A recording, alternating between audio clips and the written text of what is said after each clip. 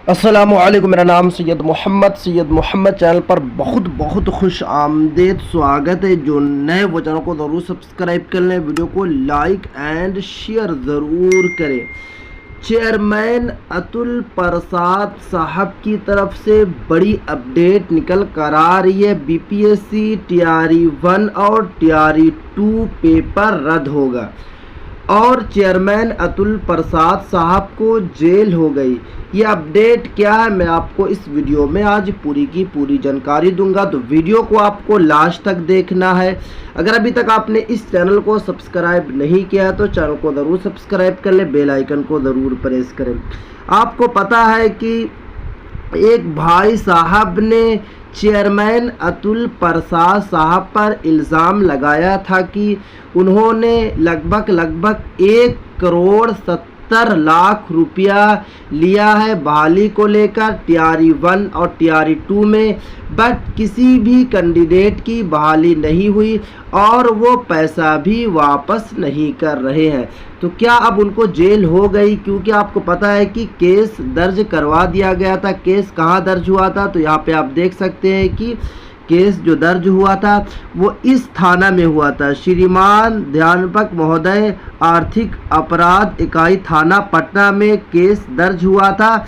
कौन तारीख को केस दर्ज हुआ था? तो अभी से 10 दिन या फिर 8 दिन पहले केस दर्ज किया गया था। ये भाई साहब का जो नाम है यहाँ पे आप देख सकते हैं, अमरेश कुमार, पिता सब अभिकाश शर्मा साहब की तरफ से केस दर्ज करवाया गया था कि जल्द से जल्द चेयरमैन अतुल प्रसाद साहब को जेल हो। उसके बाद अभी मुझे काफ़ी मैसेज भी आ रहा था कि मोहम्मद भाई जेल हुई या फिर नहीं हुई। इस केस को लेकर पटना पुलिस क्या निर्णय लिया, क्या जांच करवा रही है? तो देखिए, मैं आपको पहले भी बताया था कि अभी लगातार जांच चल रही है।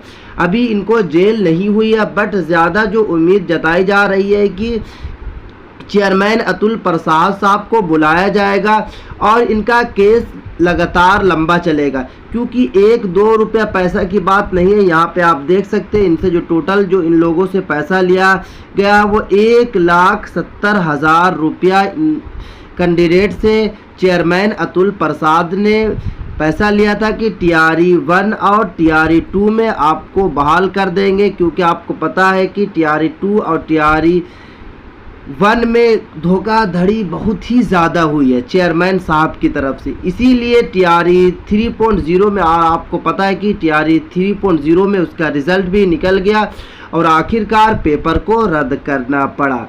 तो जेल कब तक होगी? देखिए, अभी सिर्फ और सिर्फ केस दर्ज किया गया है थाना में।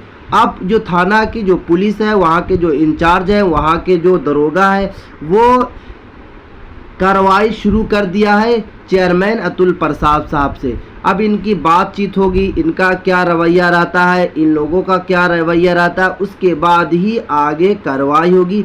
बट ज़्यादा जो उम्मीद जताई जा रही है कि इनको जल्द से जल्द जेल होगी, क्योंकि इन्होंने इस तरीके का काम बहुत ही गलत किया है टीआरई 1 में और टीआरई 2 में। क्योंकि टीआरई 1 और टीआरई 2 में अनएजुकेटेड जो टीचर्स हैं काफ़ी बहाल हो गए हैं। जो पढ़े लिखे कम थे वो बहाल हो गया, जो पढ़े लिखे ज़्यादा थे उनकी बहाली नहीं हुई है। क्योंकि आपको पता है कि ज़्यादातर पैसा लेकर बहाल किया गया। यहाँ पे अगर आप पैसा की बात अगर मैं करूँ तो पैसा यहाँ पे आप देख सकते हैं कि अतुल प्रसाद साहब से 3,65,00,000 रुपया नगद, यानी कि मैं तो गलत बता रहा था, 1,70,00,000 नहीं, यहाँ पे 3,65,00,000 का नाम लिया गया है कि 3,65,00,000 जो है अतुल प्रसाद साहब को दिया गया था बहाली को लेकर। लगभग इसमें काफ़ी कैंडिडेट थे, सब कैंडिडेट ने पैसा जमा किया था कि उनकी डायरेक्ट बहाली हो जाएगी।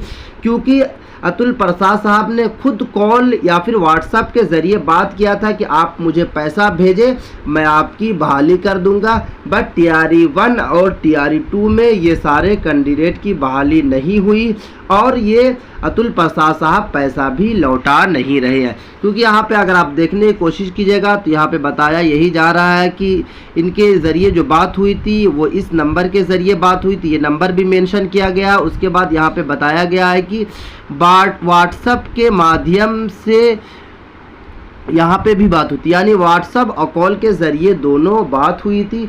अब देखना होगा कि कब तक जेल होती है, इसको लेकर क्या कार्रवाई होती है और नीतीश कुमार साहब का क्या स्टेटमेंट आता है, क्योंकि अतुल प्रसाद साहब का कहना है कि इस तरीके का जो पेपर जारी किया जा रहा सरासर गलत है। ये सिर्फ और सिर्फ कुछ पैसा लेकर इस तरीके का जो है ऑफिशियल लेटर को जारी किया जा रहा है। इस पेपर पर भी जांच हो रही है और पटना में जो दर्ज किया गया केस उस पर भी जांच हो रही है कि क्या सही में केस दर्ज किया गया है या वहां की दरोगा, वहां की जो पुलिस है अतुल प्रसाद साहब से जांच कर रही है या फिर नहीं कर रही है। इसको लेकर आपको 1 से 2 या 4 दिनों के अंदर में पूरी की पूरी जानकारी आपको मिल जाएगी।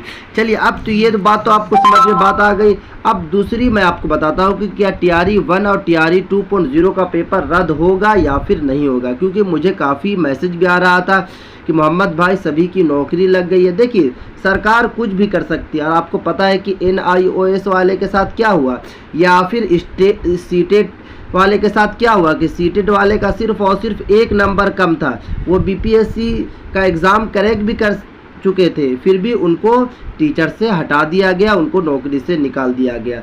NIOS वाले के साथ भी यही हुआ कि वो 2 साल 18 महीना उन्होंने टाइम दिया बट उनकी नौकरी नहीं लगी। तो सरकार कोई भी निर्णय ले सकती, क्योंकि अभी लगातार बात उठ रही है TRE 1 और TRE 2 पेपर रद्द को लेकर, क्योंकि सबका कहना है कि TRE 1 और TRE 2 में भी पेपर पहले ही लीक हो गया था बट उस वक्त पता नहीं चला और TRE 3.0 में पता चल गया।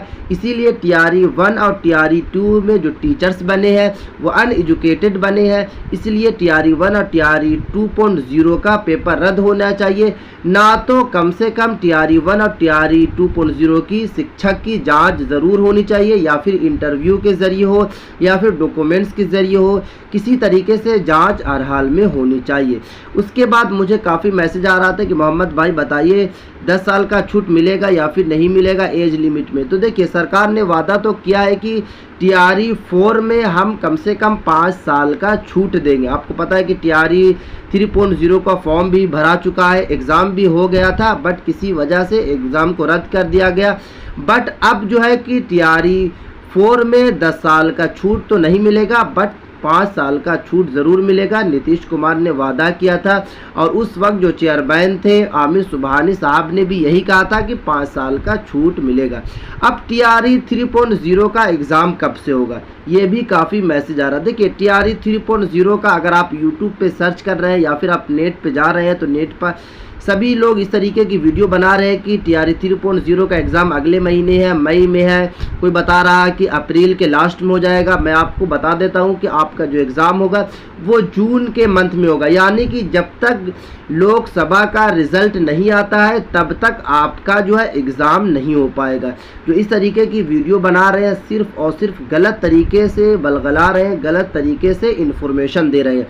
TRE 3.0 का जो एग्ज़ाम होगा वो है कि जून के मंथ में आपका होगा था। जैसे ही लोकसभा का रिज़ल्ट आएगा उसके बाद आपका फ़ौरन जो है आपका रिज़ल्ट, आपका एग्ज़ाम ले लिया जाएगा। क्योंकि अभी आपको पता है कि लोकसभा इलेक्शन को लेकर जितने भी पदाधिकारी हैं, जिला पदाधिकारी हों या फिर DM हो या फिर जितने भी बड़े बड़े ओहदेदारान, सभी लोग काफ़ी बिजी है, शेड्यूल बिजी है।